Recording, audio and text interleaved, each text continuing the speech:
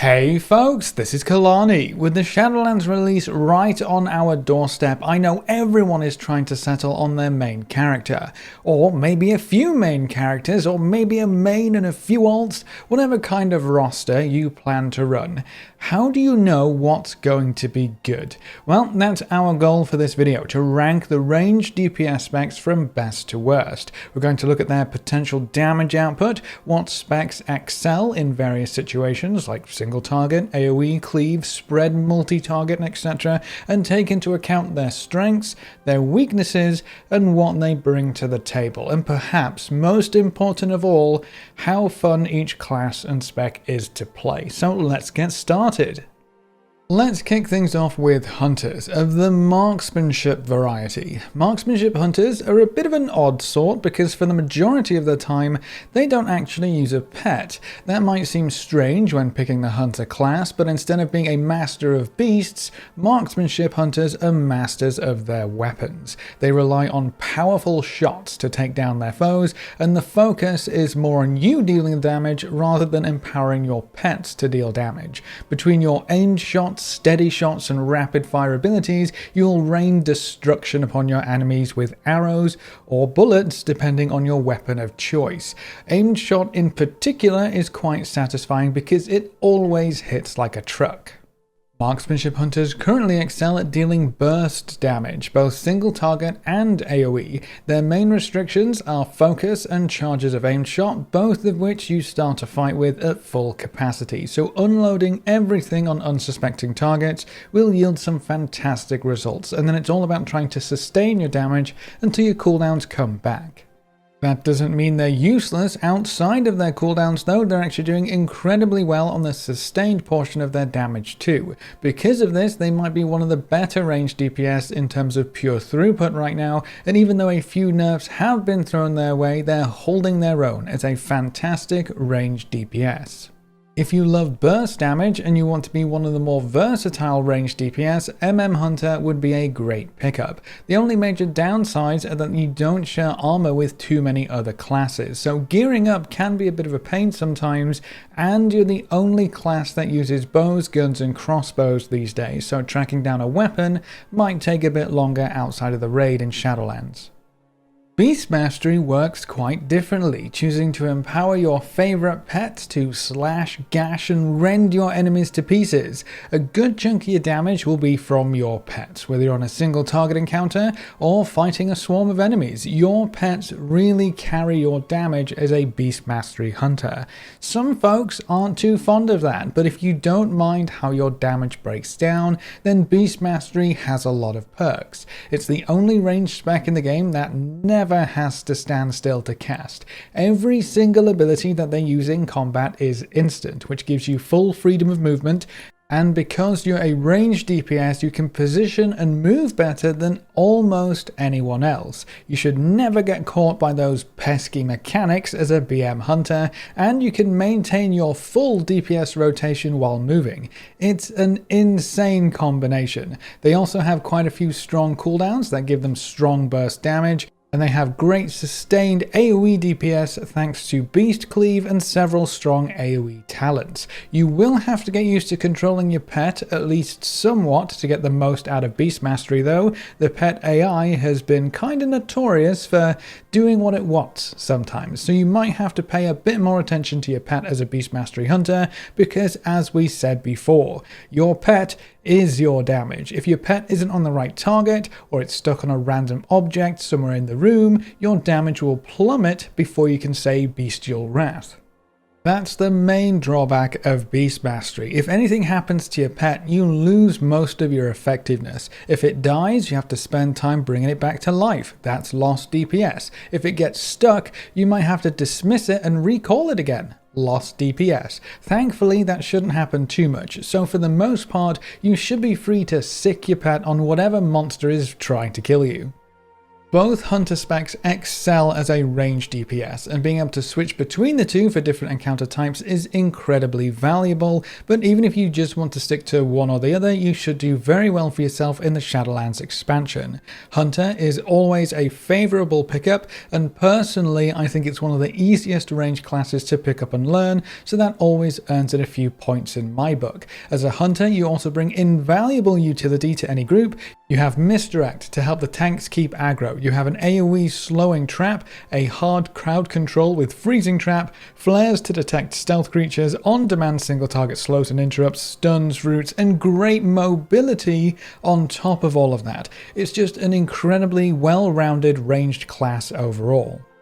Moving on to another staple ranged class, we have the mages. Frost mage is in a decent spot right now, so let's talk about them first. Frost mages are the masters of frost magic. Shocking, I know, but this does give them incredibly strong potential when it comes to slows and roots. They are the kiting spec. Using flurries of ice, they can slow you down permanently, freeze you in place time and time again, all the while laughing and dancing, and if you do happen to ever get close to a frost mage, they'll blink away to safety and start the process all over again. They can summon blizzards, frozen orbs, ice novas, glacial spikes. If it's frozen, they're probably going to throw it at you. Frost mages also deal more damage to anything that is already frozen, which can create some amazing combos with their various passives and on-demand freezing capabilities. They can play with or without their water elemental pet, depending on talent choices, and they're always just an incredibly safe pick. Not too much has changed for the base gameplay of a Frost Mage going into Shadowlands, so if you were already familiar with it, you should be able to pick it up and deal some awesome damage right away. The one main change was to Flurry. You now get 2 stacks of the debuff to give you 2 free spells that deal damage as if the target was frozen, so 2 huge Ice Lances for every Flurry proc you get. That's just an instant increase to damage potential, especially as you get better gear and start to scale up. Frost Mage is currently doing very well in single target encounters, and they're going to keep up with the best of the ranged DPS pack for sure, but their true power shows itself when you have 2 targets right next to each other. The splitting ice talent gives Frost Mages almost unparalleled stacked cleave damage, especially if you have one priority target they want to focus most of your damage into. That is quite a specific niche, sadly, but it's still worth noting. Frost Mage also has some amazing AoE potential right now, so they're going to be a spec that can do it all. Now, Arcane Mage finds themselves in the same shoes as they always do. Amazing upfront burst damage during cooldowns, and then they have a bit of cooling off period before they can go crazy again. If you want pure burst damage, Arcane Mage could suit you quite well. They're the only caster DPS who actually pays attention to their mana and uses it as a resource these days. Arcane Mages build up arcane charges to increase their damage output, but as their damage increases, so does the mana cost of their abilities. So Arcane is all about balancing your mana pool and expending it to deal massive amounts of damage in short windows, and then trying to maintain your DPS while replenishing your mana to start another round of burst. It is a very different playstyle when compared to most casters, and it can yield some amazing results.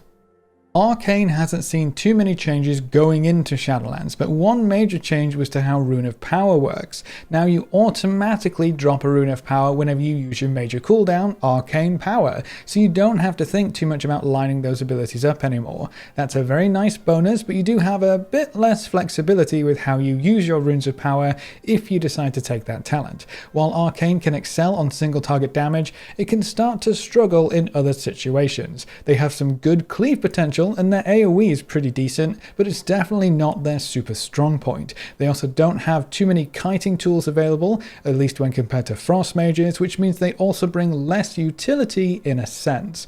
Arcane can be a fantastic spec to keep up to date with if you ever need to blast the socks off a boss while taking advantage of short damage windows, but I think Shadowlands Frost just does everything better right now. And then the last spec for mages is Fire. Oh, fire. What did they do to you? This was the go-to spec towards the end of Battle for Azeroth, mainly because they set everything on fire and cackled like a maniac while they soared to the top of the DPS meters. That's kinda what fire mages do. They're all about fiery spell effects and critical strikes. If they get 2 crits in a row, they can fire off a huge pyroblast instantly. All of their direct fire damage also sets your enemies on fire, dealing damage over time. Let's be honest, if you love fire, I mean, it's right there in the name. You're not going to be disappointed. Going into Shadowlands, fire mages will lose a lot of the systems that allowed them to dominate the DPS charts, and their main damage over time effect, Ignite, also won't spread by itself anymore. You have to use a specific ability to force your Ignite to jump to multiple targets, making playing fire mage quite a bit more difficult, and it probably just won't excel quite as much. Fire Mage also tends to struggle a bit more early on in expansions due to the lack of stats. They're very reliant on dealing a critical strike so they can follow up with a Fire Blast, and the less crits you get, the less damage you're going to deal, period. That's why other mage specs tend to do better at the start, but with the big changes to the Fire spec, it might take even longer for Fire Mage to catch up to everyone else. Right now, Arcane does better on single target burst, and Frost does better in everything else. There just really isn't a scenario left for Fire to really shine in, and the changes have only hurt Fire's potential. So right now, Fire Mage probably won't do very well at the start of Shadowlands, but thankfully the other 2 mage specs are looking much better. No matter what spec you decide to play, mages always bring some fantastic utility to a group. You have the 5% intellect buff to boost every caster in your group, you can provide portals and teleport all over the world, you have great kiting tools with Blink and Frost Nova, and you can provide food for your entire party with Conjure Refreshment. Your healers are going to love that last one for sure. All in all, mages are a very safe ranged pick because you have 3 DPS specs, so one of them should be good in whatever content you're running, and you're always going to want at least 1 mage in your raids for the int buff. Let's talk about priests next, and their only DPS spec, Shadow. Shadow priests unleash the true power of the void upon their enemies, building their insanity up to enter void form, an empowered shadow form state that allows you to deal extra damage and use extra abilities like Void Bolt, which also helps you maintain uptime on your various damage over time spells. Void form is now a simpler cooldown, so while it's still incredibly important, it's not where all of your damage is focused anymore, and because Shadow priests are a damage over time spec, they have a few abilities that you'll want to keep on your targets at all times to keep that damage rolling. Then use Mind Blasts and Mind Flays to deal direct damage. If you love the idea of gradually eating away at the health bars of multiple enemies while going a little insane yourself, Shadow might just be right up your alley. Shadow also had a massive rework going into this expansion, so it's going to feel quite different. Instead of Insanity just extending the duration you can spend in your Void form, it now gives you access to stronger abilities like Devouring Plague. This is a shorter, burstier damage over time spell that fills in some of the gaps that Shadow Priest had previously. It also makes your overall damage more sustainable, and you aren't entirely reliant on Void form, which is definitely nice. If you had a bad Void form during BFA, you could kiss your DPS goodbye. Now Void form is just a power spike, and your Insanity is used on Devouring Plague. It's a good trade-off overall, and it makes Shadow Priest more balanced. Thanks to their multi-dot potential, Shadow Priests will excel on any multi-target encounter. If you can spread your dots, you'll deal more damage and generate more Insanity, which allows you to pump out more Devouring Plagues, creating even more damage. It's a wonderful cycle that all leads to more DPS, but that doesn't mean their single target is lacking. Devouring Plague stacks with itself, so if you can keep your Insanity running, you can churn out some massive Devouring Plague damage on a priority target. They have also been given some amazing talents to patch up their AoE holes, and with everything combined, you have a very well-rounded, high damage potential range DPS. They also have various support spells like Mass Dispel, Vampiric Embrace, Power Word Shield, the Stamina buff, and an aggressive Magic Purge. The only thing Shadow Priests are lacking right now is some good mobility. If you're looking for a ranged DPS to destroy the meters in the new raid and in dungeons, Shadow Priest is looking amazing right now. Moving on, we have the Warlocks. Warlocks are a pure DPS class, so they have 3 DPS specs. Let's talk about Destruction first. Destrolocks are all about fire and brimstone, raining hell from the sky and scorching the ground to set their enemies ablaze. It's kind of like Fire Mage, except with demons mixed in. Their main resource is called Soul Shards, the same for all Warlocks actually, but each spec uses them differently. Destruction can spend Soul Shards on their main AoE ability, Rain of Fire, to, well, rain fire on everything. Surprising, I know, but the other ability that costs Soul Shards is Chaos Bolt. You can sum up Chaos Bolt in one word: damage. This spell hits like a truck, and it looks awesome while doing it. Destro revolves around generating these soul shards, saving them up, and throwing out consecutive chaos bolts to deal incredible damage. They also have a rather unique gameplay mechanic called Havoc. If you use Havoc on an enemy, any single target spell you cast at a different enemy will be copied to your Havoc target with reduced effectiveness, but that means you can save up soul shards, Havoc something, and send dual chaos bolts flying for as long as Havoc lasts. Unsurprisingly, this makes Destruction Warlock one of the best 2-target damage dealers in the game, and they don't even have to rely on the targets being close together, which is a huge plus.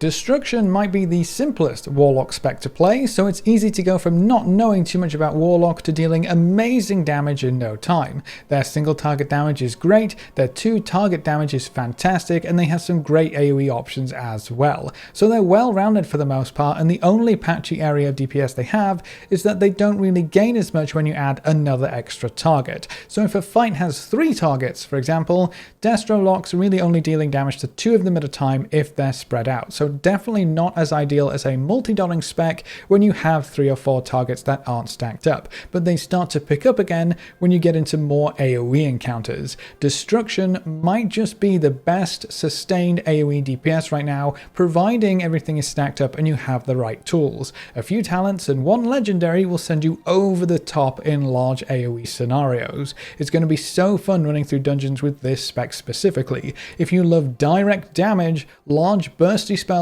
and demons, Destro is a fantastic spec to play. Now, Affliction Warlocks will play quite a bit differently, but will be just as powerful as Destruction, if not more so in some circumstances. Affliction is all about spreading their various damage over time effects to anything within reach. They have curses that deal increasing damage over time. They corrupt their foes. They unleash unstable magic on enemies that can cause mayhem if it gets dispelled. It's wonderfully dark. This spec also uses soul shards, but they will generate and use them differently. The main ability you want to spend soul shards on is Malefic Rapture. This deals damage to any target that has one of your damage over time spells active, and the damage is increased for every dot on your targets. So the more dots you have out, the more damage you deal. This can lead to some incredible damage on multiple targets, if you can keep up with all your various dots and spells. Affliction is one of the harder range DPS specs to play, because you have to pay attention to all of your different curses and spells, each with their own timers, different timers at that, on every target you have, while making sure you don't drop certain damage increasing debuffs, and you have to spend your soul shards on time, and make good use of your powerful Dark Glare Demon to increase the potential of all those dots. It's a lot, it really is. It may be harder to play, but you can see some amazing results. Affliction Warlocks are currently shaping up to be one of the best DPSs in the game right now, partly because they scale very well with additional targets and can deal their max damage to multiple targets at a time, and because they're so versatile. They have great single target damage, great multi-target damage whether the targets are spread or stacked, they have great burst damage if you save up soul shards, and they have some amazing AoE potential as well.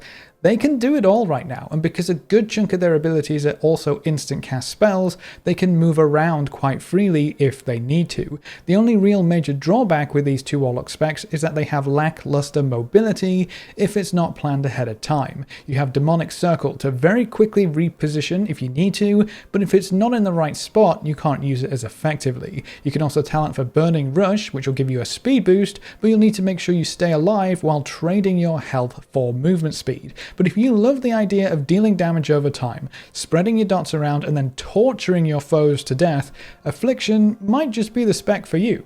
Just bear in mind that for this spec in particular, quite a few Warlocks rely heavily on add-ons to track their dots on multiple targets, so Affliction might also require some UI changes as well. And then the last Warlock spec is Demonology. If you ever wanted to command a legion of demons, this should be your go-to spec. Demonology is all about summoning as many demons as possible, empowering them, and watching them lay waste to your enemies. You have your trusty Felguard, a couple loyal Dreadstalkers, a mini army of imps, and a variety of other demons depending on your talent choices. When your army is up and running, bring out the mighty demonic tyrant to set everything into a frenzy. It's an incredibly satisfying spec to play if you love the idea of a mini army doing your bidding. Like a Beast Mastery Hunter, you end up relying on your pets and demons for a good chunk of your damage, so if you don't want to manage your pets, this might not be the spec for you, but for everyone else, it's a cool addition to the other two powerful Warlock specs to give the class as a whole plenty of options of how to play. Demonology is great for burst damage, and their sustained single target damage is quite good, but maintaining cleave or AoE damage outside of that initial burst is proving to be quite difficult right now. This spec also suffers from poor tuning, so while it can be fun to play and it can hold its own in certain situations, it's not doing amazingly well when compared to some of the other ranged DPS, and especially when compared to the other Warlock specs. They just don't bring enough oomph right now, but thankfully numbers are the easiest thing to tune, so if demo gets a bit of love, they could be in a great spot. Until then, they'll probably take a backseat to Destro and Affliction, but the good news is that Demonology is fantastic for solo content due to having the stronger Felguard pet and some amazing passive defensive abilities, so it will always be useful no matter what. Warlocks as a class bring some invaluable utility to any group. They're the only class in the game with a preemptive battle res, so you can target specific members of your raid to give a soul stone to, and then they can pop right back up if they ever die during an encounter. Be that a tank who is always getting trucked, a healer who is vital to your group, or maybe even a DPS who has a special duty to die to specific mechanics. Soul stones are always going to be useful. They also have Demonic Gateway, one of the best group-wide mobility spells in the game that allows you to very quickly reposition in any given encounter. Hellstones are always great too. It's a free health potion that can save your lives if you remember to use it, and being able to give that to an entire raid is huge no matter what raid size you have. Then they also have great self-sustain, strong defensive cooldowns, and AoE stun, various fear effects, and they now have curses again. Slow down casting speed, slow down movement, decrease melee damage and melee attack speed of any creatures. All of them are super useful. And of course, who could forget the Summoning Stone? Every pug wants at least one Warlock, so if nothing else on this list gets you invited, the Summoning Stone might just do the trick. Warlocks are always a fantastic range DPS, and they're looking like a solid pick once again in Shadowlands. Then we come to the Balance Druids. Balance has gone through quite a few changes as the beta has progressed, but that means at least the dev team is paying attention to this spec. Balance harnesses the power of the sun and the moon in an alternating cycle called Eclipse. When you use solar abilities, you trigger a lunar eclipse that empowers your lunar spells, and then when your lunar eclipse ends, you can trigger a solar eclipse to empower your solar abilities. It goes back and forth, which means you have a very cyclic rotation where you're focusing on certain abilities depending on your current eclipse. Then you also have astral power, which will continually generate as you use these eclipse empowered abilities, and you can spend that astral power on Star Surge to increase the effectiveness of your eclipse and deal some insane single target damage, or on Starfall to rain stars from the heaven onto everything around you. That's actually one of their most powerful abilities right now, which is hilarious because it was terrible for the vast majority of BFA. Starfall lets you hit anything within 45 yards, so basically it covers an entire boss room most of the time. If there's an ad somewhere to hit, Starfall will hit it. If you have a huge swarm of ads, ramp up those Starfalls and watch the light show begin, and watch your DPS soar to the top of the meters. So they have amazing AoE potential, even spread out AoE. Their single target damage does leave something to be desired right now, but a few numbers tweaks should bolster that up quite nicely. I think their overall design is fun and the Eclipse cycle works quite well. Balanced Druids also bring some interesting and unique utility to their groups. They have a battle res, as all Druids do, and they also have very reliable root spells with Entangling Roots and the Mass Entangle talent. They can offer Innovate for your healers to let them go crazy without having to worry about mana for a short period of time. They also have a special Silence that persists in an area of effect, making it very useful for shutting down multiple mobs for a longer duration. They also have Stampeding Roar, an amazing group-wide speed boost to help you repossession quickly, or just get to where you're going a bit faster. Druids are also the ultimate hybrid. They can play any role in the game. So if you want a ranged DPS that offers you some options, like being able to swap to a tank, a healer, or even a melee DPS all within one class, Druid is a fantastic pickup. And last but not least, Elemental Shamans. It's been a bit of a roller coaster ride for Elemental Shaman, but I think they've come to an okay destination. If you heard anything about Fulmination in Shadowlands, like literally anything at all, just evacuate that from your brain. Elemental Shamans are back to using Maelstrom, so it's kind of the same old right now. You can harness the raw power of the elements to dish out some devastating lightning, fire, or frost damage. They do it all, really. Set a few targets ablaze with your flame shock, melt their faces off with a lava burst or two, and throw your lightning fingers at anything that moves. Few specs look as cool as an Elemental Shaman with multiple targets. You can create almost a net of chain lightning that sparks all over the place, generating a ton of Maelstrom that lets you rip open the ground with your Earthquake spells. It's very satisfying, especially if you have your cooldowns available. You also have various elementals that you can summon to your aid to help you DPS, or help keep you alive depending on the situation.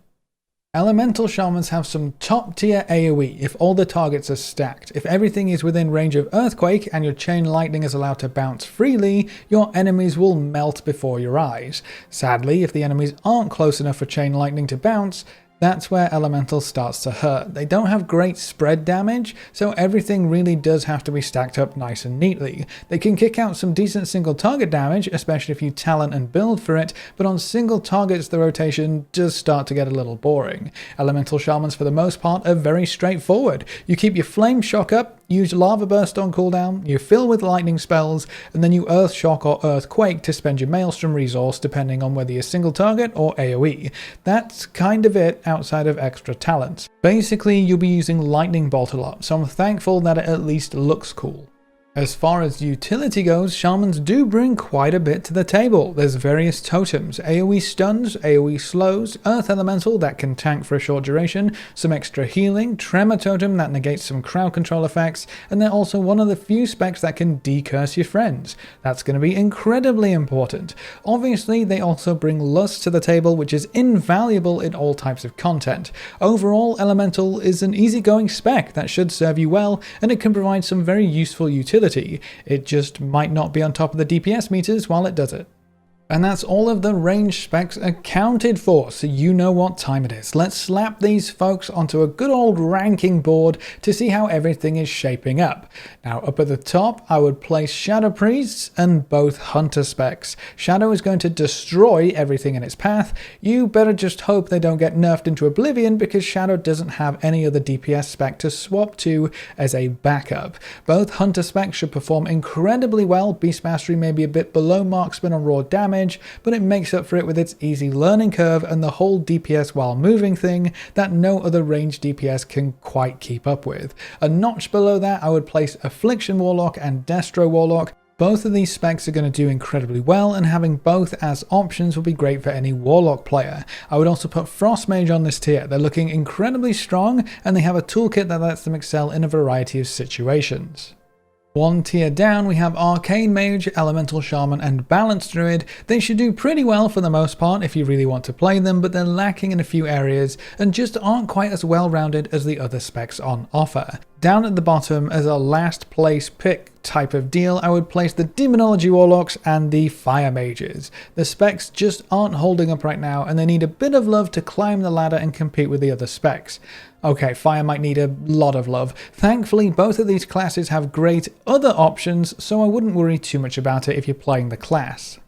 But that's our ranged DPS ranking going into the Shadowlands expansion and where we think everything lands. Remember that fun and personal preference is something that is hard to rank, so if you find something that you fall in love with, that is going to be invaluable and you should stick with it. But what do you think of our ranged DPS ranking? Is there anything you strongly agree or disagree with? Leave all your thoughts in the comment section below. If you want to help us get ready for Shadowlands or just come ask us a couple of questions, you can find us over at twitch.tv/KalaniTV. We stream every Tuesday, Wednesday, Friday and Saturday, and watching the stream and coming to say hi is one of the best ways you can support the channel right now. And if you ever wanted to be included in the long list of names at the end of every video, a subscription on Twitch is the easiest way to make that happen. You get a free sub to any Twitch channel if you have Amazon Prime too, so be sure to take advantage of that. A big thank you to everyone who has subscribed on Twitch already and to our supporters over on Patreon. You can see their names floating by on screen. If you want to join these lovely guys and gals, well, now you know how. Remember to leave a like just below the video before you leave. If you want to see more, make sure to subscribe. But apart from that, thanks for watching folks, good luck and have fun, and as always I will see you next time.